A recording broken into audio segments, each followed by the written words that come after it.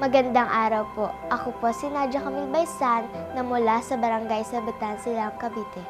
Empower the young generation to value education, fight against bullying and discrimination.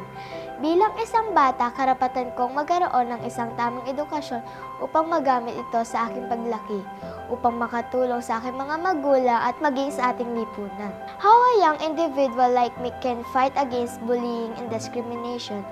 Every individual has a right of acceptance, kaya po nagkamap ako sa aking advocacy na pie sharing, which is physical, intellectual, and emotional sharing advocacy. Ano ang pie sharing? Kagaya ng isang pie na hinati-hati, equally will also have the right to be equal, physical, intellectual, and emotional.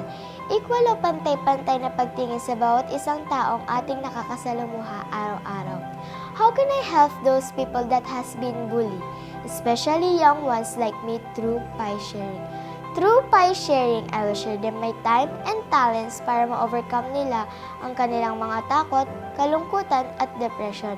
I will make them free of worries by encouraging them in physical activities. I will share them my knowledge that I learned from school, and I will share them my smile because a simple smile can change their emotional moods, and that is pie sharing.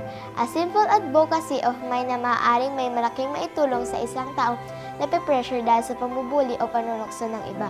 At para po sa mga nambubuli, stop bullying and just share a smile and give them a pie to share.